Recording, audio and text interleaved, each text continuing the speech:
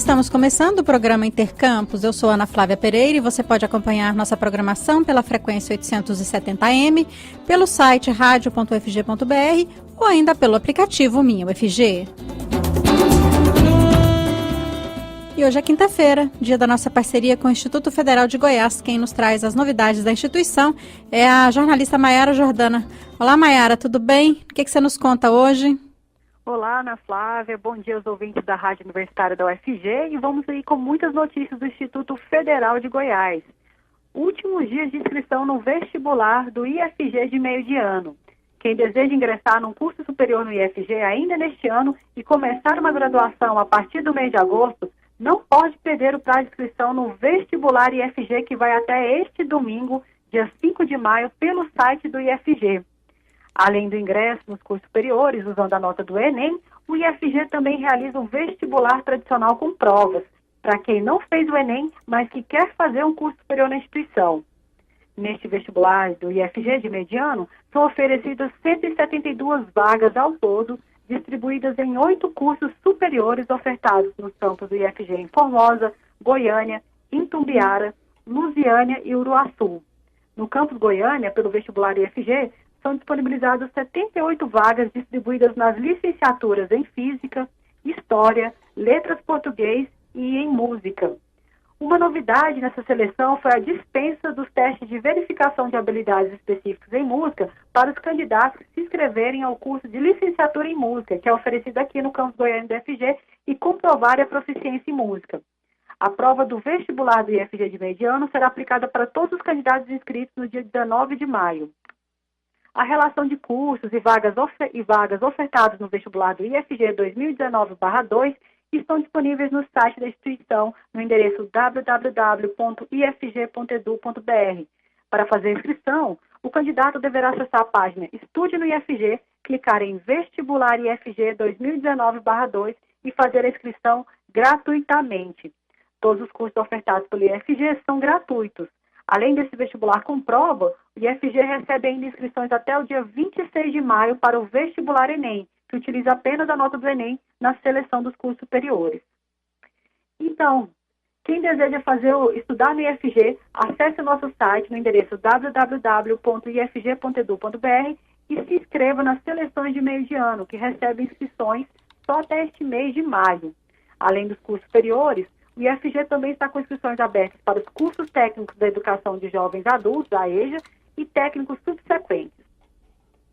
E, recentemente, o Instituto Federal de Goiás teve uma conquista com reconhecimento do curso superior de Engenharia de Transportes, que passou pela sua primeira avaliação de reconhecimento de curso pelo Instituto Nacional de Estudo e Pesquisas Educacionais, Anísio Teixeira, INEP, do Ministério da Educação, e recebeu nota 4, um conceito bom de avaliação, numa escala que varia de 1, nota mínima, a um conceito máximo com nota 5.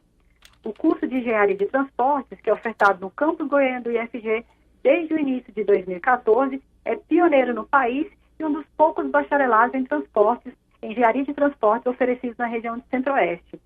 A conquista dessa boa avaliação do curso é resultado dos trabalhos e esforços de professores e alunos do curso e da gestão do campus Goiânia. O relatório de avaliação do curso do bacharelado em engenharia de transportes, que obteve a nota 4 atribuída pelo MEC-NEP, e mais informações sobre esse curso podem ser consultados no site do campus Goiânia do IFG, no endereço www.ifg.edu.br/Goiânia. E essas são as informações de hoje do Instituto Federal de Goiás. Veja também mais notícias no nosso site www.ifg.edu.br. Muito obrigada, Ana Flávia, e até a próxima semana com mais notícias do IFG. A gente é que agradece, Maiara, e até semana que vem, então. Ouça o Intercampus também pela internet no site da Rádio Universitária ou pelo aplicativo Minha UFG.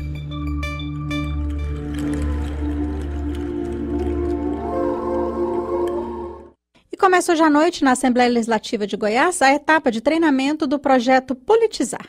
O Politizar é um projeto de extensão da Universidade Federal de Goiás, em parceria com a Alego, que simula atividades parlamentares com a participação de estudantes. A etapa de treinamento segue até sábado. Em junho, haverá a etapa de simulação das atividades parlamentares. Para nos contar mais sobre o Politizar, que já está em sua 4ª edição, nós convidamos a professora do curso de Relações Internacionais da UFG, coordenadora do projeto, a professora Laís Tomás. Ela conversou com a jornalista Isaura Carrijo. Olá, professora. Obrigada por aceitar nosso convite. Eu que agradeço a oportunidade de falar um pouco desse projeto de extensão em parceria com a Assembleia Legislativa, que tem tido bastante repercussão e tem tido um retorno muito positivo para a gente, né, que organiza, mas também para a sociedade, com a possibilidade de várias ideias realmente se tornarem lei. Professora, fala pra gente como é que surgiu a ideia desse projeto? O projeto ele surgiu em 2013, numa iniciativa de 3 alunas da graduação de Ciências Sociais da UFG. Então foram a Adriane Vinhal, Crislane Nunes e Maria Clara, porque elas participaram de outras iniciativas semelhantes, como o Politeia da UNB, o Parlamento Mineiro, a PUC Minas e também o Parlamento Jovem de Tocantins, né? É interessante que a nossa parceria com a Assembleia, ela depois evoluiu, né? Hoje a gente tem um projeto que expande os cursos de Ciências Sociais. Então, eu mesma sou do curso de Relações Internacionais e nós temos alunos que participam de todos os cursos, da engenharia, de agronomia. E é interessante que não só os alunos da UFG participem, mas toda a comunidade de Goiânia, né? Qualquer pessoa que tenha ensino médio completo pode se inscrever. O aluno que se inscreve, ele tem a possibilidade de 3 tipos de atuação. Ele conhece trabalhos como deputado, como assessor parlamentar e como jornalista. Então, são 41 vagas de deputados, 41 vagas para assessores e 6 vagas para jornalistas. A gente faz um espelho da realidade, mas em virtude de ser uma simulação, a gente também foca em 6 partidos apenas. E depois eles fazem um tipo de um treinamento que ocorrerá do dia 2 ao dia 4 de maio. Esse treinamento ele acontece à noite, no dia 2 e no dia 3, e no dia 4, que é sábado, o dia todo. Ele é proporcionado pelos procuradores da Assembleia Legislativa, mas também especialistas que são convidados pela UFG. Então temos especialistas da área de educação, direitos humanos e de energia, que também é um tema de uma comissão temática deste ano. Então os alunos eles podem ter uma ideia melhor de como que é o processo de formulação e elaboração normativa, né, das leis. E a partir disso eles começam a articular as lideranças, né? Eles vão escolher quem são os líderes partidários. Os alunos também têm a chance de já articular quem que vai compor ou não a mesa diretora, mas também eles têm como função primordial fazer o seu contato com outros deputados para discutir essas ideias que virão a se tornar um projeto de lei. Então eles têm mais ou menos um mês para trabalhar em cima de um projeto de lei que deve ser apresentado durante a simulação. A simulação ocorre em junho, desse ano vai ser do dia 12, tem a abertura na UFG, e depois, do dia 13 ao dia 16, eles fazem o dia a dia da Alego, como se eles fossem mesmo deputados, assessores e jornalistas políticos. Então, eles têm realmente essa vivência de como tudo ocorre, tem que encaminhar os projetos para as comissões, eles têm que votar, eles têm que conseguir a aprovação dos seus companheiros. E é bastante interessante que eles entendem qual que é essa prática legislativa. Professora, e por que é importante, né, colocar esse jovem estudante em contato com essas atividades do legislativo? No final dessa experiência, né, o que ele ganha na vida prática dele? Eu acho que a juventude atual, às vezes, tem uma repulsa da situação política, né? E a gente tem que pensar que a gente só consegue mudar uma situação a partir do momento que a gente a conhece de perto, a gente consegue entender os mecanismos de mudança. Então a ideia é, você tem uma demanda da sua sociedade, da sua comunidade, você quer que aquilo seja resolvido. Então você pensar como que aquilo pode se tornar lei para ajudar essas pessoas da sua realidade, dar voz àqueles que geralmente não são ouvidos. É essa a função do politizar. A gente treina as pessoas para que não só elas venham a concorrer a cargos eletivos, ou seja, realmente serem deputados, ou no caso também assessores, mas que elas tenham ideia de como chegar num deputado, de como também passar suas demandas para essas pessoas que têm a função de representá-los. Então, essa que é a principal função do politizar.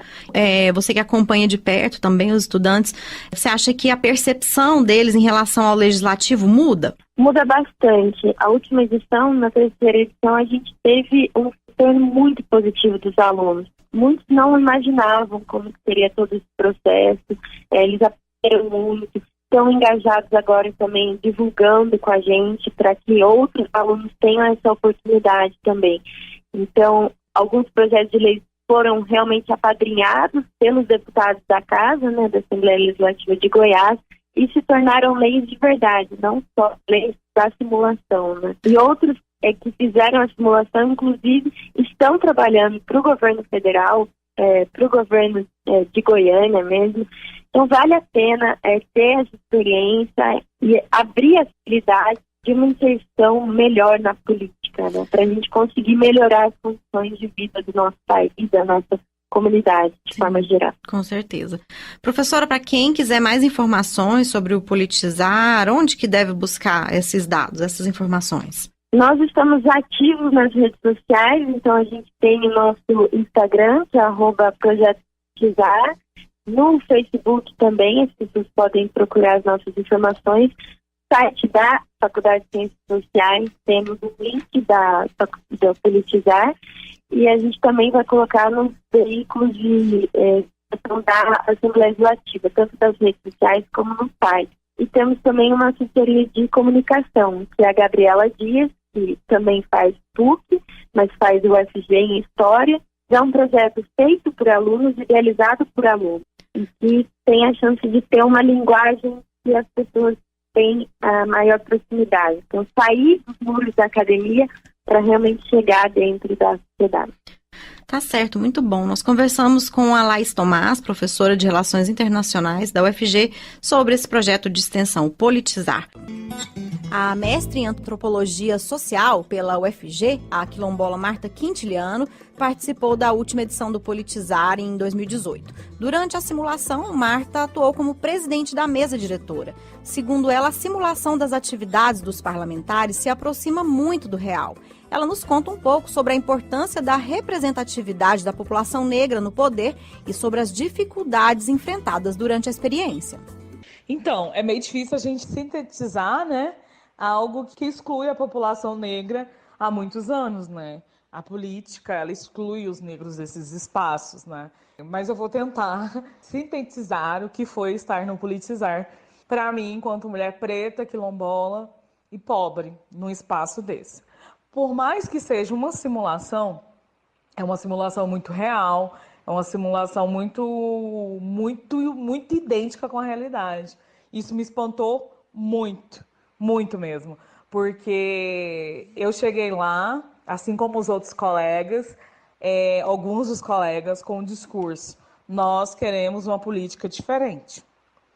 Só que na hora de fazer articulações para saber quem ia ser presidente da CCJ, quem ia ser presidente da mesa, eu percebi assim que a velha política estava ali agindo.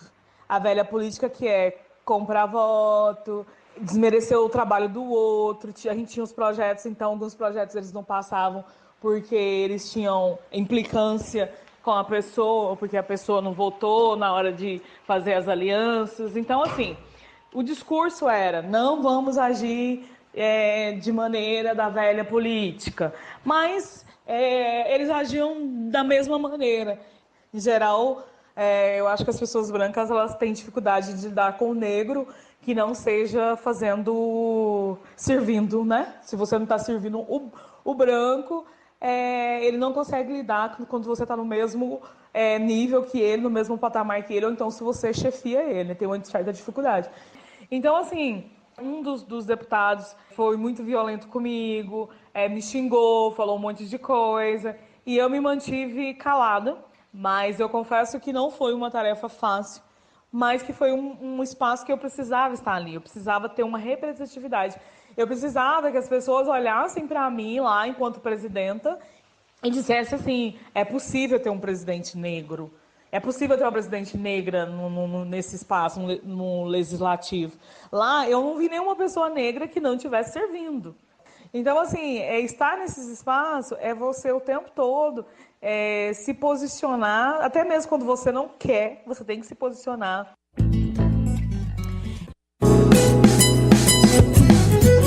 Intercampus, nas ondas da Rádio Universitária. Sintonize.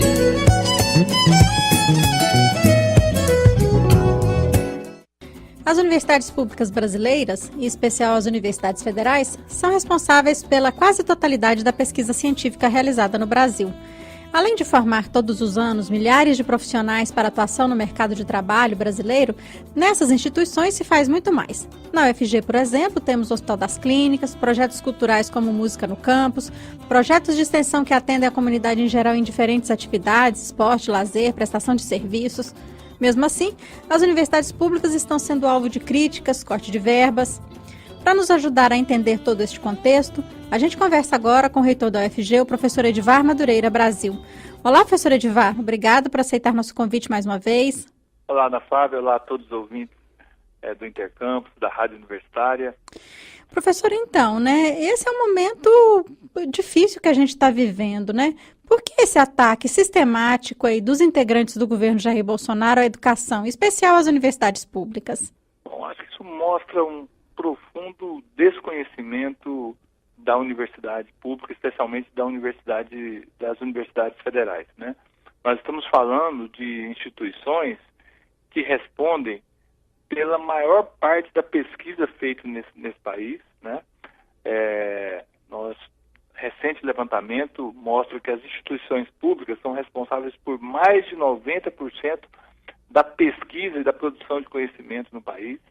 Nós estamos falando de instituições que têm o melhor desempenho entre todas as instituições brasileiras em qualquer avaliação, seja avaliação do próprio governo, pelo MEC, pelo INEP, pela CAPES, pela FINEP, pelo CNPq, os rankings, tanto os rankings de instituições privadas como o ranking da Folha de São Paulo, os rankings internacionais do New York Times, mostram a pujança, a excelência e a qualidade das nossas universidades federais. Então, a gente avalia que isso só pode ser resultado de um desconhecimento da vitalidade, do vigor, da importância das universidades federais, que expandiram, se qualificaram, se estruturaram e hoje fazem um papel de verdadeiros agentes de desenvolvimento do nosso estado, do nosso país. Então, só posso atribuir isso a um desconhecimento da realidade das universidades federais. Professor, a gente sente, que há aí, além desse desconhecimento, uma certa... porque são dados incorretos, são dados falsos, Parece que existe aí um menosprezo pelo conhecimento, pela ciência, Na história, das universidades federais, já houve momentos como esse? Momentos de questionamento das universidades, eles são recorrentes, na história das universidades, Mas, dessa vez, a gente vê um questionamento a partir de bases absolutamente incorretas, Então, não precisa buscar os nossos números, Basta buscar os números do próprio governo, Pega o resultado do INEP, que avalia periodicamente os cursos, as instituições como um todo, a própria CAPES, que avalia seguidamente a pós-graduação, o CNPq, que avalia por meio de editais as nossas propostas de projetos, a própria FINEP, que também nos avalia constantemente em inúmeros projetos, empresas públicas como a Petrobras, que também se socorrem nas universidades para tratar de assuntos estratégicos para a Petrobras, Nós mesmos aqui temos hoje mais de uma dezena de projetos de pesquisa de ponta na fronteira do conhecimento, atendendo às demandas da Petrobras, e assim isso se repete em muitas universidades pelo país. Então a gente vê uma desinformação e também a falta de interesse de buscar essas informações corretas. Professor, essa semana, o ministro da Educação disse que cortará aí 30% dos recursos. Primeiro ele falou de 3 instituições, que, segundo ele, fazem balbúrdia, né? E agora ele diz que vai ser para todas as universidades federais. Quais são as consequências, né? Quais podem ser as consequências desse corte aí de verbas anunciado pelo governo? O senhor acredita que esse corte virá? Olha, eu não posso duvidar, já que a palavra é a afirmação do ministro, né, que fala, né, já num bloqueio desses 30% do orçamento das universidades federais e dos institutos federais também, mas eu posso afirmar com absoluta certeza, num orçamento já insuficiente para a gente fazer face aos compromissos já assumidos na universidade para o seu funcionamento durante o ano, né, o orçamento de 2019 já é incompatível com as despesas da universidade em 2019, 30% decreta absoluta inviabilização do funcionamento da universidade. A gente não sabe em qual período, em qual mês isso vai acontecer, mas isso certamente acontecerá se vier um corte dessa magnitude. Nós não temos suporte para atravessar, né, o ano com um corte desse montante, já que os recursos das universidades eles já estão, de certa forma, carimbados, né, nos contratos que a universidade tem, de energia, de limpeza, de segurança, que é basicamente isso que o orçamento da União garante na universidade, né? Uma quantidade de pessoal terceirizado, energia, segurança, limpeza, serviços de telefonia. O restante que acontece na universidade acontece pelo esforço da universidade na submissão de projetos a diversos atores, né? Nós temos, no caso do Estado de Goiás, a FAPEG, que financia inúmeras pesquisas na universidade. Nós temos o próprio CNPq, que também apoia nossos pesquisadores. Nós temos também CAPES, que também nos dá o suporte. Outros projetos com o próprio governo federal, como no MCTI, projetos com o governo estadual. Ou seja, a universidade hoje, de alguma forma, ela se autofinancia a partir da sua competência. Então, se a gente corta 30%, nós estamos cortando no recurso que vai para bolsas, para energia elétrica, para contratos que a universidade mantém com serviços do funcionamento do dia a dia. Então, dessa forma, é absolutamente impossível manter a universidade funcionando com um corte desse nível. Professor, a gente está falando aí, né, de uma consequência imediata, que seria aí para os próximo período, né? Mas e a médio e longo prazo, professor? Que reflexos isso pode ter para o país, né, para o desenvolvimento do Brasil? Muito bem lembrado, Ana Flávia. A gente é um pouco pressionado pelo amanhã, né? E isso a gente tem que fazer a universidade continuar funcionando, né? E a gente está fazendo.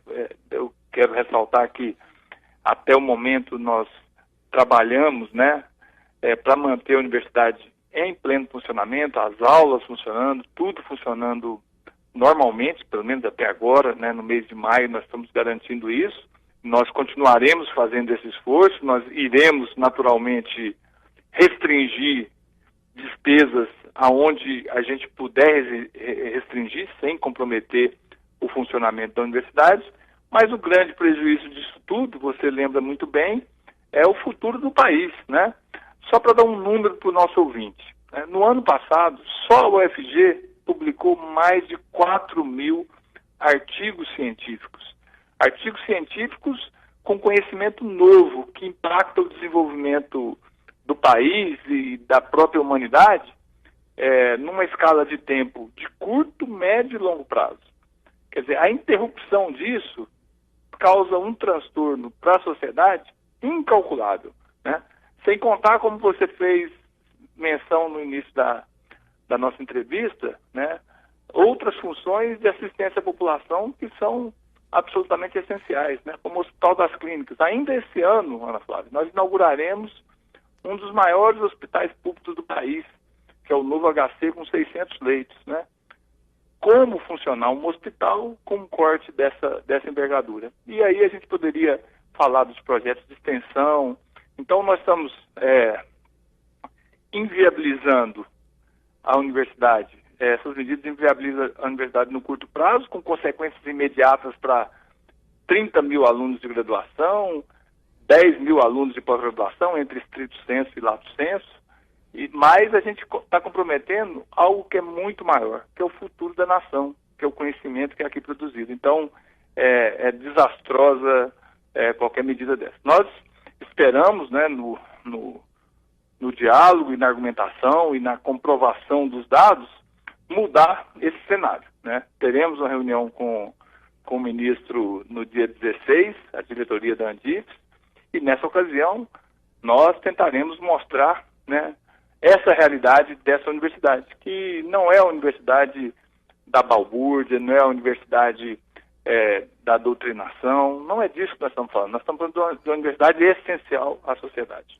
Professor, para além, né, de se reunir com o ministro, o que a gente pode fazer, a comunidade universitária pode fazer, a sociedade pode fazer, né, para garantir que essa instituição tão importante, né, continue funcionando? Mais uma vez, Rafael, eu quero te agradecer por essa pergunta, por essa sugestão. Cada um de nós, pode fazer muito no dia a dia. A população, ela não conhece ou não reconhece a própria universidade. Eu tenho certeza que das famílias dos quase 300 pacientes internados no HC e dos milhares de pacientes que estão nos ambulatórios do HC, nesse momento, sendo atendidos com qualidade, sequer sabem que o HC é um hospital universitário, um hospital da Universidade Federal de Goiás. E assim vale para inúmeras outras ações que a gente faz. Então, cada um, né, e hoje nós temos essa facilidade com as redes sociais, com a facilidade das nossas mídias que estão ao alcance dos nossos dedos, né, e também no nosso dia a dia, mostrar para a população do estado de Goiás, para a população do Brasil, para as pessoas, o que são as universidades federais. Não é esperar que a universidade faça uma grande campanha, porque qualquer campanha hoje nos veículos de comunicação, ela tem um alcance limitado. A gente sabe que a comunicação hoje se dá com muita força pela micromídia, vamos dizer assim, né? Aquela mídia que é individualizada e que chega todo dia de manhã, quando a gente abre o nosso dispositivo, a gente é invadido, né? Ou se depara com centenas de informações importantes. Então, por que não falar da universidade no dia a dia? Por que não usar da nossa força? Nós somos 30 mil alunos, como eu disse, mais 10 mil de pós-graduação, mais 5 mil servidores da ativa, mais 3 mil aposentados. Se 50 mil pessoas começarem a dizer o que é a universidade, eu não tenho dúvida que a gente reverte esse quadro e reconhece a importância dessa instituição e reverte essa situação que está colocada para nós. Tá certo, professor Edivar, muito obrigada por suas informações, seus esclarecimentos aqui ao programa Intercampus. E a gente, então, vai começar a integrar essa campanha aí, né, professor? Pois é, vamos juntos nessa aí, que eu não tenho dúvida que a gente vai sair vitorioso. Tá certo, muito obrigada, professor. Até a próxima oportunidade. Obrigado. E com essa informação, a gente encerra o Intercampus de hoje. Os trabalhos técnicos foram do Tiago Damaso. Obrigada pela audiência e até amanhã.